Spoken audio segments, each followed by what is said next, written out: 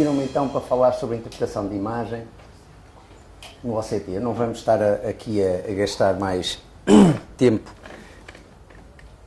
com a interpretação, digamos, com aspectos técnicos que já foram aqui debatidos. Queria só chamar a atenção de facto que a grande mais-valia do OCT tem a ver com a excelente qualidade de imagem que permite, digamos, obter, digamos, comparável àquilo que antes só se conseguia ver do ponto de vista histológico no morto, no cadáver.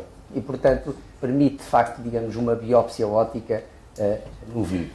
Isto são, de facto, algumas características que distanciam e distinguem o OCT do AIVES, a excelente resolução, sobretudo a resolução axial, entre outras características, permitem, de facto, uma mais fácil, digamos, interpretação das imagens comparativamente com o AIVES.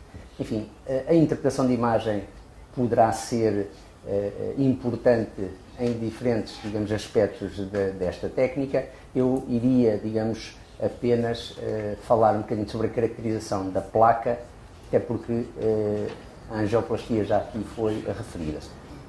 Para caracterizar, digamos, a placa convém saber, eu também não vou perder aqui muito tempo porque o Pedro já falou um bocadinho sobre isto, e sobre as diferentes características, digamos, da placa. Basicamente, uma artéria normal tem 3 camadas, tal como a histologicamente falando, a íntima, a média e a adventícia, que têm diferentes refletividades, diferentes, digamos, características imagilógicas. Na presença da doença aterosclerótica, o que acontece é que se perdem, digamos, essas 3 camadas. Nós aqui não conseguimos distinguir, digamos, por exemplo, a média, nem a íntima da adventícia. Portanto, a placa fibrosa é uma placa basicamente homogénea, bastante altamente refletiva, com baixa atenuação, isto é, permite visualizar depois as estruturas, digamos, mais profundas, ao contrário da placa lipídica, como já aliás foi referida. É também uma placa, digamos, homogénea, mas com uma elevada atenuação de sinal. O cálcio, a placa calcificada, é uma placa mais heterogénea, que tem, de facto, digamos, maior ou menor refletividade, mas tem uma baixa atenuação, permitindo, digamos, visualizar estruturas, digamos, mais profundas, e permite de tal forma, digamos, a identificação, a demarcação dos bordos, digamos, da placa. Já foi falado, digamos, também o trombo. Distingue-se, digamos, o trombo com um limiar de 250 micras, porque abaixo disso podem ser os trombos, pequenos trombos associados ao próprio, digamos, guia. E no trombo, enfim, há classicamente este trombo vermelho, a distinção do trombo vermelho do trombo branco. Muitas vezes é um trombo misto, o trombo vermelho rico, digamos, em glóbulos vermelhos, e, portanto, é um trombo com uma elevada atenuação do sinal e, portanto, não nos permite distinguir o que é que está por baixo, digamos, desse trombo, e, portanto, ficamos muitas vezes na dúvida qual é o mecanismo fisiopatológico da instabilidade, digamos, da placa, se foi uma erosão, se foi uma ruptura de placa. Ao passo que o trombo branco é sobretudo rico em plaquetas e, portanto, tem uma baixa atenuação e, digamos, consegue-se habitualmente, tirando nesta zona do fio-guia, da sombra provocada pelo fio-guia, consegue-se, digamos, visualizar que não existe, propriamente neste caso concreto, ruptura de placa. Existe sobretudo, ou provavelmente, um mecanismo de erosão. A capacidade, digamos, de resolução da imagem é tão boa que, do OCT, que a própria classificação da fisiopatológica da lesão nos síndromes coronários agudos pelo OCT é, digamos, baseada na histologia, a tal noção da biópsia óptica. E assim podemos distinguir, basicamente, lesões com capa, isto no síndrome coronário agudo, com capa fibrosa interrompida, portanto, a ruptura de placa, ou com capa fibrosa intacta. Na capa fibrosa interrompida, basicamente, e constituindo, digamos, o maior grupo de mecanismos, é a placa rota, e temos depois também os nódulos, digamos, de cálcio subjacentes, digamos, à placa. E quanto à placa, aos síndromes coronários agudos associados a lesões com capa intacta, basicamente estamos, digamos, a falar do segundo mais importante mecanismo fisiopatológico de instabilidade da placa, que é a erosão, cujos critérios podemos distinguir em critérios definitivos e prováveis. O definitivo, basicamente, é a presença de uma placa com capa fibrosa, com trombo, digamos, subjacente. Critérios, digamos, prováveis é quando temos ausência de trombo, isto é, há uma lesão culpável identificada do ponto de vista angiográfico, mas depois por OCT a placa, digamos, a capa está intacta, na zona, digamos, da lesão culpável, a capa está intacta, mas há placa e não há trombo. E a placa, digamos, tem características de grande irregularidade. Ou então, existe trombo na zona culpável, numa presença, digamos, de placa não visualizada, que é aquilo que de facto está, sobretudo, subjacente aqui à erosão. Aliás, peço desculpa, existe trombo, mas não existe sequer, digamos, placa, ou então existe, digamos, trombo, existe trombo, mas a placa não é visualizada. E não é lipídica. E não é lipídica, exatamente.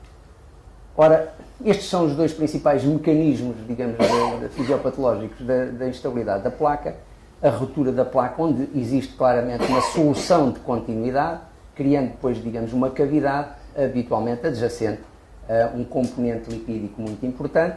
Aqui se consegue identificar pela forte atenuação do feixe luminoso, e a erosão, em que temos uma zona, digamos, também lipídica, mas com uma capa mais ou menos intacta, e que temos aqui, de facto, digamos, trombo associado. E é interessante que há artigos, digamos, que relacionam precisamente o local de ruptura da capa fibrosa de acordo com as circunstâncias em que acontece o síndrome coronário agudo. Por exemplo, na maioria dos casos, os síndromes coronários agudos acontecem em repouso, a ruptura de placa ocorre sobretudo a meio, digamos, da placa, enquanto que, associado ao esforço, a ruptura ocorre sobretudo nos ombros da placa. Isto é um caso concreto, não estamos a falar de um doente com síndrome coronário agudo, é um doente com angina estável, previamente operado, em 96, com 2 bypasses, uma mamária de ASAF na parte direita. Em 2004 teve um infarto sem supra, os bypasses estavam ocluídos, na altura fez angioplastia da coronária direita, não havia uma lesão crítica na descendente anterior e não foi tratada a descendente anterior. Em 2013 tem queixas de angina de esforço, com evidência de isquemia, digamos, multivaso. Esta é a angiografia da descendente anterior, permite conseguirmos visualizar aqui doença a nível do segmento proximal, início do segmento médio, e foi efetuado um OCT. É claro que a velocidade de pullback é muito grande e, portanto, nós não podemos interpretar tudo logo durante esta avaliação, temos que voltar a interrogar, mas aqui vemos várias coisas. Capa fina, isto é um vaso, placa lipídica, placa com focos de cálcio, fibrosa, isto é, de facto, já lá iremos, um vaso, outro vaso. A zona mais estreita depois conseguimos ver na imagem longitudinal, placa calcificada, com flocos de cálcio, portanto chamado spótico de cálcio. É claro que para nós interpretarmos isto temos naturalmente que rever individualmente, ou seja, digamos manualmente, andar para a frente, para trás e para perceber. Enfim, há aqui muito mais coisas, mas de facto aqui conseguimos distinguir zonas, digamos, de placa heterogénea, com algum componente lipídico e também com algum cálcio associado. Existe aqui ruptura de placa, na velocidade podemos não ter conseguido visualizar tão bem, mas já de facto, digamos, aqui associado a uma zona de capa fina, e existe imagem de trombo, aqui predominantemente vermelho, aqui, digamos, menos vermelho, mais branco, ou misto. As características do OCT e a sua elevada resolução permitem não só identificar, caracterizar a placa, mas também caracterizar características, passa a redundância, digamos que aumentam a vulnerabilidade ou que estão associados a um aumento do risco de instabilidade da placa, chamadas características de vulnerabilidade. Uma delas é, de facto, e das mais importantes, digamos, a capa de espessura fina. A capa de espessura fina é definida como uma placa, digamos, fibrosa, com componente lipídico, que tem, digamos, uma espessura da capa, isto é, a capa que separa, portanto, o lumen da placa, digamos, subjacente, inferior a 65 micras. E 65 micras porquê? Isto baseia-se num primeiro estudo da Virmani, que é uma anatomopatologista que lida muito com os cardiologistas nos Estados Unidos, e que mostrou que 95% das placas em indivíduos homens que morrem subitamente tinham menos de 65 micras, embora o valor médio era 20 e tal micras, portanto, mas 95, a grande maioria, quase totalidade, tinham menos de 65. E, portanto, foi esse o cutoff usado para definir uma capa fina. Para além do estudo, naquele estudo dela, portanto, estamos a falar de estudos de autópsia, existem naturalmente o primeiro estudo, digamos, a utilizar o OCT para caracterizar, digamos, a capa fina e a sua relação com a instabilidade da placa ou a vulnerabilidade da placa, é, digamos, este de 2005, em que mostrou exatamente, comparando situações de síndrome coronário agudo, quer infarto com supra, quer sem supra, e situações de angina estável, o que se verificou é que havia uma diferença muito marcada entre a espessura da capa nos doentes com síndrome coronário agudo, que era de facto bastante inferior aos dos doentes com angina estável. E as capas finas estavam também mais frequentes nos síndromes coronários agudos do que nos doentes com angina estável. A placa rica em lípidos é definida como uma placa em que o componente lipídico ocupa 2 ou mais quadrantes, ou seja, mais de 90 graus na área de secção cruzada, exatamente, e é interessante, digamos, a relação do componente lipídico na vulnerabilidade da placa ou no risco de instabilização da placa. E a primeira, digamos, avaliação neste estudo observacional, que é observacional no sentido, digamos, do tempo, foi o estudo Prospect. O estudo Prospect não foi um estudo com utilização de OCT, é um estudo com utilização de AIVs, em que se definiu como os preditores, ou concluiu-se que os preditores mais importantes para a instabilidade de lesões era precisamente o componente, digamos, uma placa, o burden de placa acima de 70%, a capa fina e a área luminal mínima inferior a 4 milímetros quadrados. Portanto, mas o risco maior era, de facto, este, digamos, componente. E nós sabemos que o grande grosso, digamos, deste plaque burden é, sobretudo, o componente lipídico. Habitualmente nós ouvimos falar muito do plaque burden. O que é o plaque burden? O plaque burden é, digamos, um conceito, digamos, de só se fala dele, digamos, quando falamos de AIVs, não falamos dele do OCT. E isto porquê? Porque, basicamente, plaque burden é a percentagem de placa ou da área da placa na espessura da parede da artéria. Ou seja, é a área da placa a dividir pela área do vaso, e como é uma percentagem multiplicado por 100. A área da placa, basicamente, é o quê? É a área do vaso menos a área luminal. Ora, como nós no OCT, em vasos, digamos, com placas, com componente lipídico, não conseguimos definir o tamanho do vaso, portanto, não conseguimos também utilizar esta aplicação, ou este conceito de plaque burden, no OCT. Mas, na realidade, em termos práticos, na grande maioria das vezes, nós o que precisamos é das características, digamos, da íntima e das estruturas subintimais para tomar decisões, digamos, terapêuticas.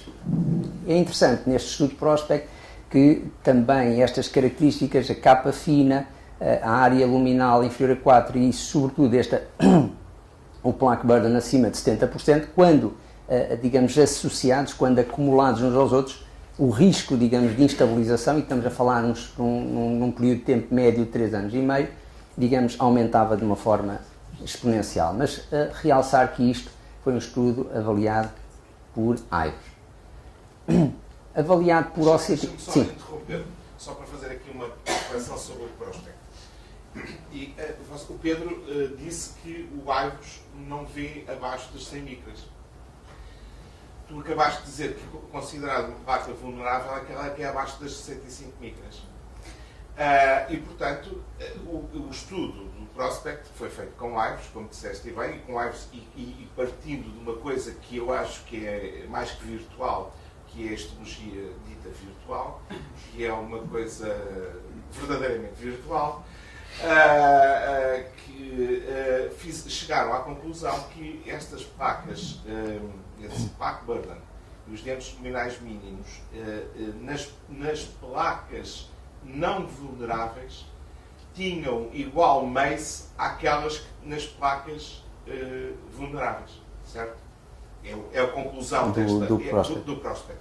Ou seja, tanto as placas vulneráveis, tanto as placas culprit, como as placas não culprit, acabavam por ter a mesma evolução ao fim de 4 anos, penso que eu estudo, se tivessem estas características. A minha pergunta enfim, não está respondida, mas é que se isso tivesse sido feito por OCT, seguramente que os resultados iam ser muito mais espetaculares, porque nós com OCT verdadeiramente conseguíamos ver caracterizar a thin cap fiber lateral. É a grande limitação que aqui, enquanto que por OCT nós não conseguimos avaliar o plaque burden, por AIVOS também não conseguimos definir com rigor o que é uma capa fina. É claro que se tivermos um trombo e temos... há situações, digamos, de AIVOS em que se consegue, digamos, estimar, mas não consegue-se, digamos, que é de facto fino, mas não conseguimos dizer que se tem 65 ou 70, 85 ou 90 micras. Portanto, abaixo dos 100 e abaixo... Exatamente. Abaixo dos 200 é muito difícil, abaixo dos 100 é mesmo impossível. Ora bem. Era só para uma reflexão. Ora bem, e in vivo existem, digamos, também estudos que mostram, de facto, digamos, a importância, digamos, do componente lipídico, da placa rica em lípidos, digamos, nos síndromes coronais agudos, comparativamente com a angina estável. Este estudo é um estudo, digamos, interessante. Nós sabemos que nos síndromes coronais agudos, quando há doença multivaso, habitualmente há outras lesões, não há uma lesão só. E neste estudo foi em 82 doentes com síndrome coronário agudo, com 266 lesões. Aqui está tão perto. Com 82 lesões culpáveis e 184 não culpáveis. O que eles foram ver? Foram comparar. Nas 82 lesões culpáveis, foram ver as que tinham ruptura da capa. Nas não culpáveis, foram, digamos, comparar as que tinham ruptura da capa, também, porque há, frequentemente, lesões não culpáveis com ruptura da capa, e, digamos, as de capa fina. Ou seja, há lesões, digamos, estas seriam lesões vulneráveis, mas não associadas ao evento que foi responsável pelo síndrome coronário agudo, ou à lesão responsável pelo síndrome coronário agudo.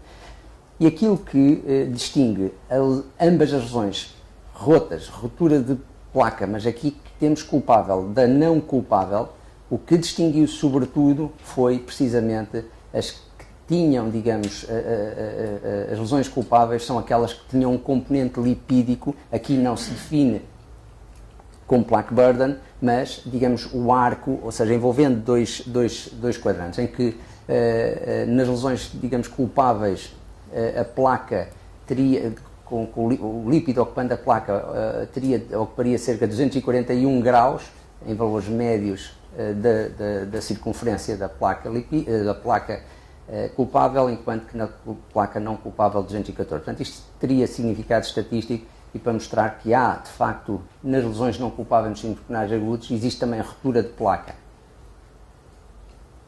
Outras características que podem, digamos, aumentar a suscetibilidade ou a vulnerabilidade de uma placa vir a instabilizar são os microcanais. Na realidade, os microcanais são microvasos. São microvasos que se desenvolvem na espessura da placa, resultantes de um processo de neoangiogênese. Este processo, digamos, de neoangiogênese pode naturalmente aumentar o fluxo sanguíneo à própria placa. Ao aumentar o fluxo sanguíneo, faz lá chegar mais células, mais processos, enfim, o processo inflamatório, propagar o processo, digamos, inflamatório, que caracteriza a aterosclerose. Ao mesmo tempo, aumenta o fluxo de sangue e de células sanguíneas à placa, células essas cujas membranas constituem fontes de colesterol que podem aumentar depois o pool lipídico da própria placa e, com isto, facilitar ou agravar a progressão da placa. E, de facto, aqui temos os microcanais como um fator, digamos, de risco muito importante, tal como a placa fina, na progressão, digamos, das placas. Outro aspecto, digamos, importante é que as placas com estes microcanais são placas, digamos, que oferecem uma maior resistência ao efeito terapêutico das estatinas. Existem vários estudos em que mostram que as estatinas, quando administradas, têm a capacidade, digamos, de aumentar a espessura da capa fina ao fim de um período de tempo, 6, 9 meses, de uma forma muito significativa. Contudo, quando existem microcanais, o efeito terapêutico, digamos, das estatinas sobre esse aumento da espessura é menos reduzido, apesar da redução, digamos, comparável dos valores de colesterol LDL.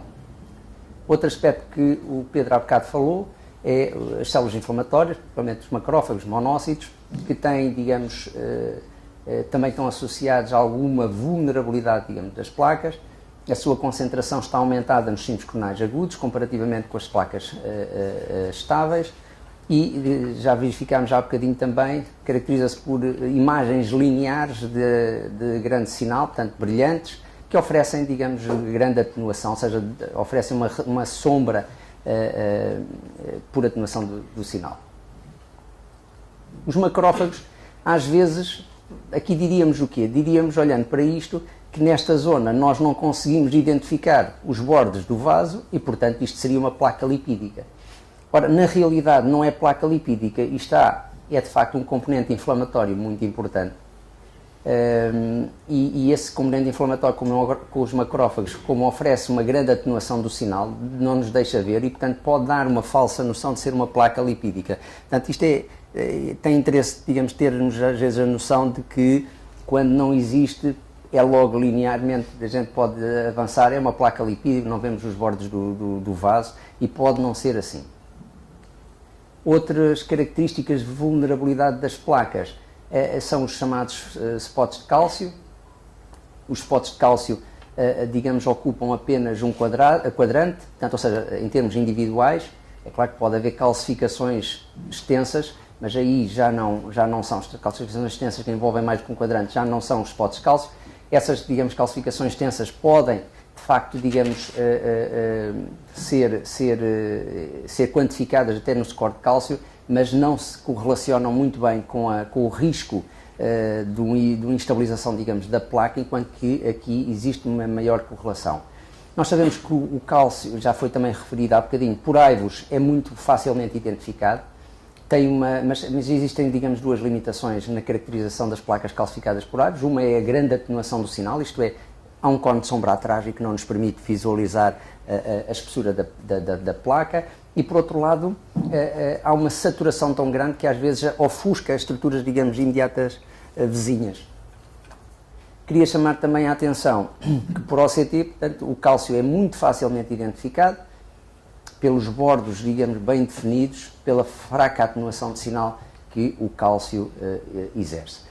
Chama a atenção que os scores de cálcio têm uma boa correlação com o burden, com a placa, digamos, com a aterosclerose de uma forma geral, mas são menos preditores do risco de síndrome coronária aguda, enquanto que estes spots de cálcio são ou podem ser um marcador de progressão e de risco de ruptura. É claro que, na maioria das vezes, quando há focos, digamos, de cálcio, não há só focos de cálcio, há focos de cálcio, há capa fina, há sobretudo um componente, digamos, lipídico importante, e, portanto, é difícil, digamos, constituir isto como um marcador independente, digamos, do risco, mas sim, provavelmente será um marcador associado a outras características. O OCT permite, de facto, com uma grande precisão, avaliar a espessura dos depósitos de cálcio, isto é, a espessura entre o lumen da artéria e, digamos, o cálcio propriamente dito, e que pode influenciar também a vulnerabilidade. Quanto menor for essa espessura, maior, digamos, é o risco. Outro aspecto, digamos, interessante são estas estruturas lineares, que podem parecer, digamos, os monócitos, lá os macrófagos. Os macrófagos estão muito mais à superfície habitualmente e, como disse o Pedro há bocadinho, exercem, digamos, um cone de sombra mais importante, enquanto que os cristais de colesterol têm muito baixa atenuação do sinal. E, digamos, existe também alguns estudos que correlacionam a presença dos cristais de colesterol com o risco de instabilização da placa. Um outro aspecto que eu acho que é importante é a questão dos artefactos, é porque apesar do OCT ser de facto mais fácil da percepção, da interpretação, não depender tanto, digamos, da experiência como o AIVOS, temos que levar em linha de conta alguns aspectos. Todos nós vimos no OCT imagens destas e achamos que tem um vaso que é ovoide. Na realidade, o vaso pode não ser a artéria, pode não ser elíptica, pode não ter esta configuração. Aliás, isto é mesmo um artefacto. O facto, digamos, de a artéria não estar, ou o catéter do OCT não estar alinhado paralelo ao eixo axial do vaso, pode dar, digamos, esta imagem, esta falsa imagem, digamos, de obliquidade. Isto todos nós percebemos o que é. É sangue que não é iluminado pelo contraste e às vezes pode nos dar, digamos, uma noção de disseção, trombo, mas, enfim, as imagens em movimento habitualmente são perceptíveis a distinção.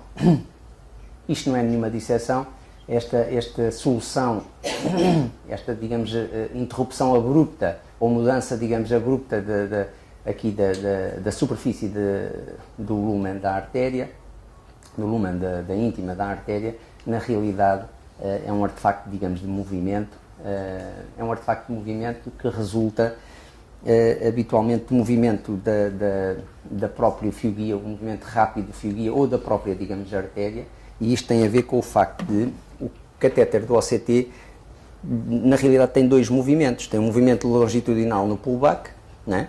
E ao mesmo tempo o componente da fonte emissora de luz tem um comportamento rotacional, tem um movimento rotacional. Ora, o que é que acontece? Quando se faz uma retirada, há a retirada e há este movimento rotacional. Quer dizer que a luz vai fazer um varrimento helicoidal. Ou seja, quando a fonte de luz incide numa determinada superfície ou ponto de superfície do lumen, com o tempo, ou seja, quando ela dá a volta outra vez, quando faz os 360 graus, já vai estar um bocadinho distante do ponto inicial, já não é o mesmo ponto. Isto, só para termos uma ideia, se a velocidade de varrimento for de 1 milímetro por segundo, há uma discrepância, há um afastamento longitudinal de 270 micras.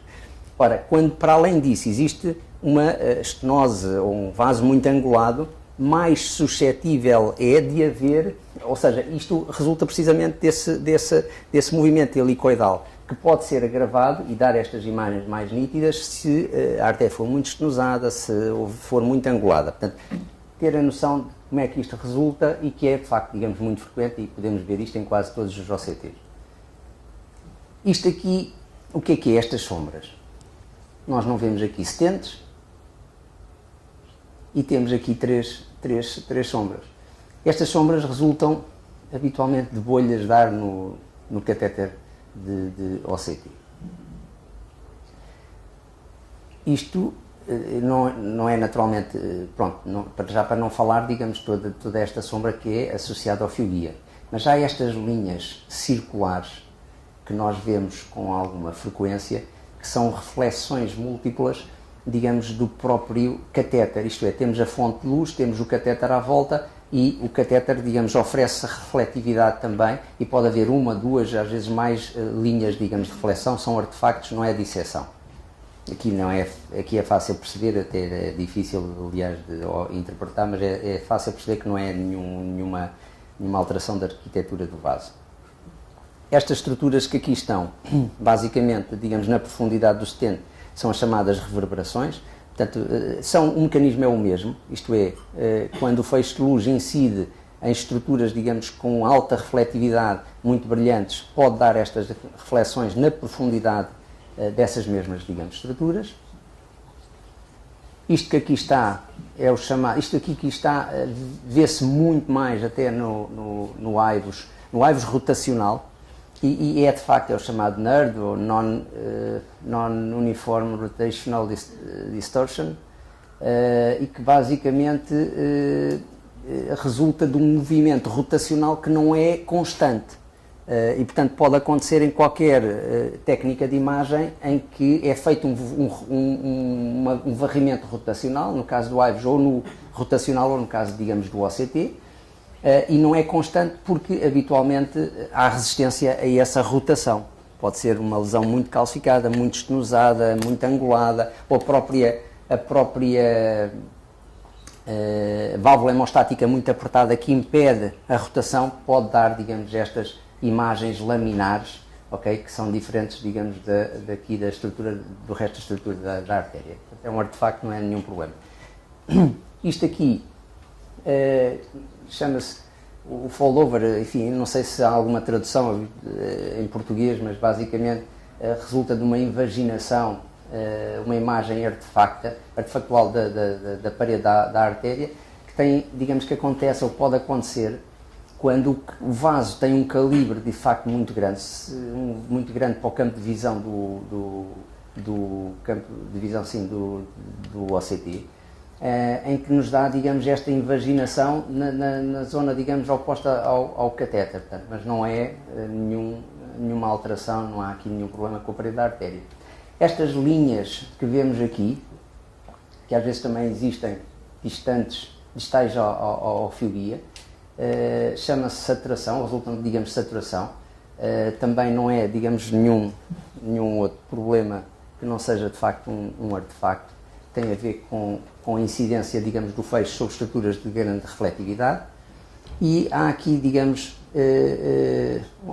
um artefacto, digamos, muito interessante que se chama carrossel, merry-go-round, que basicamente tem a ver com o que acontece quando o catéter tem uma posição excêntrica, isto é, está mais encostado a uma determinada zona, digamos, da artéria, em que se consegue visualizar, identificar, às vezes com blooming, com um grande brilho e aumento da espessura da parede do strut, do stent, mas que no lado oposto visualiza-se, digamos, o stent com uma perda muito grande da resolução axial, isto é, aqui consegue-se identificar, digamos, muito bem as malhas, digamos, do stent, e se fizermos, digamos, podemos medir até o comprimento e vejam que este strut ou este tem, digamos, um comprimento completamente diferente e menor do que este ou este. Isto resulta, de facto, dessa excentricidade da posição do catéter e da perda de resolução, não axial, mas lateral do OCT. E este efeito, digamos, muito interessante também, que é o do sunflower, ou seja, parece um girassol. Girassol porque temos aqui o catéter e temos aqui os struts e, digamos, o que nós conseguimos perceber aqui ou visualizar é os struts a olharem sempre para o catéter, ou seja, eles perdem, digamos, a normal posição de que estão na parede da artéria, e é claro que eles não se mexem, isto é um artefacto e tem a ver, enfim, a explicação técnica tem a ver com dois tipos de reflexão, as reflexões especulares e as reflexões difusas, que se quiserem depois posso-vos, e que é mais no domínio da física, e se calhar a engenheira Rita Lemos é capaz de vos dar uma interpretação mais fiável. Não está? Tá, não estava a ver. Do efeito do sunflower, mas portanto por vezes o que pode acontecer é dar-nos a imagem até dos struts estarem perpendiculares à superfície, digamos, do lumen, o que neste caso já existe, digamos, naturalmente tendo a utilização e até alguma restenose, mas às vezes quando estão, digamos, aqui à superfície, pode dar, digamos, até uma falsa noção dos stents não estarem encostados, não estarem bem apostos.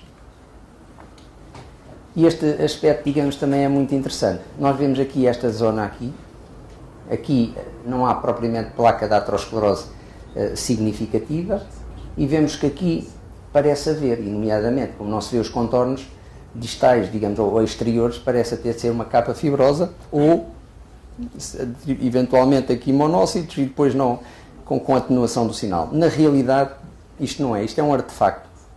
Tem a ver, este artefacto chama-se tangential light dropout, ou seja, tem a ver com o facto da posição do catéter, com a posição excêntrica do catéter, do OCT, em que nas zonas, digamos, próximas, o foco de luz, o feixe de luz vai ter uma incidência tangencial e, portanto, não vai penetrar tão bem, digamos, nestas zonas mais opostas ou mais próximas, mas quando, digamos, aqui nesta zona, por ser tangencial, perde, digamos, a capacidade de resolução deste, e é isto que aqui está. Ou seja, na realidade, não há propriamente placa lipídica diferente do que está aqui, mas aqui poderíamos achar só por isto que sim, que há e tem a ver com isto. Portanto, quando nós interpretamos uma imagem, uma lesão do OCT numa artéria em que o catéter está encostado à parede da artéria, temos de ter, de facto, digamos, muitas reservas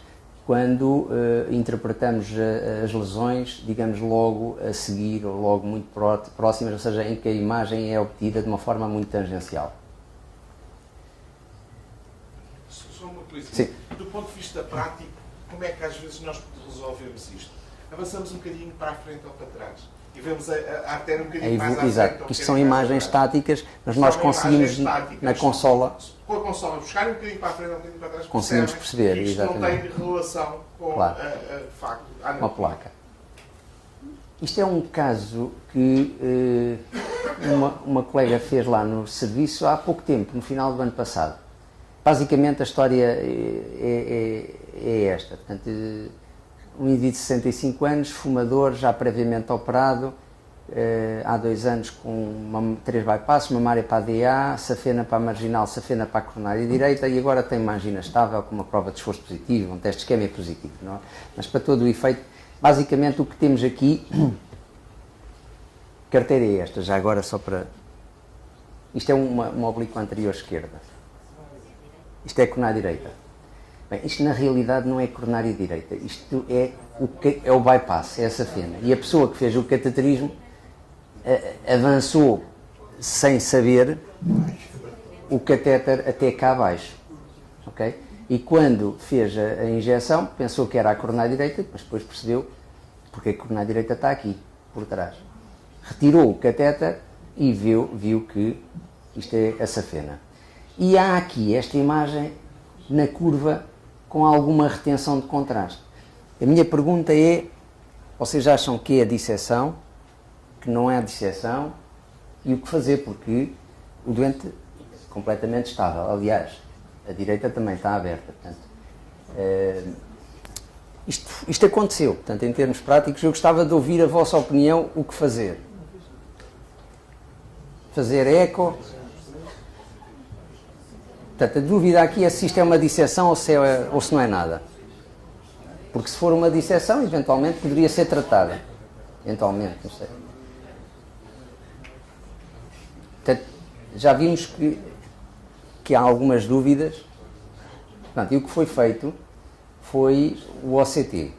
Quando há suspeita de disseção, eu pessoalmente prefiro não fazer o OCT porque o OCT pode expandir a disseção, ou seja, induzirmos uma disseção, agravar a disseção pela pressão hidrostática da injeção de contraste, que é muito maior do que o fluxo sanguíneo. Não é? Então, o que foi feito, eu não estava na sala, portanto, eu estou aqui... Isso é verdade, mas depois ela voltou a fazer uma injeção, também podia ter agravado. Não é? E não agravou. Mas ficou-se na dúvida e estava lá, ela estava lá, o diretor, e então... Ora bem, então, isto é o pullback normal, eu vou deixar a correr totalidade, isto portanto está com a... Conseguimos ver, está com o corregistro, portanto a imagem está aqui a passar neste ponto branco, a dúvida vai acontecer aqui. E lembro que isto é uma safena. Uma safena já com uns tempinhos, não? 2015, se não me engano, não, mas aqui é a artéria ainda, aqui é a nativa, é a direita, portanto a safena vai estar ali, provavelmente aqui já será a safena. Aqui não, aqui já é a safena, aqui já é a safena. Era ali naquela transição. Nas safenas nós habitualmente não temos uma média, não é? Não há uma camada muscular, é uma veia. Pronto. E a imagem é aqui que começa. Começa a haver aqui uma imagem.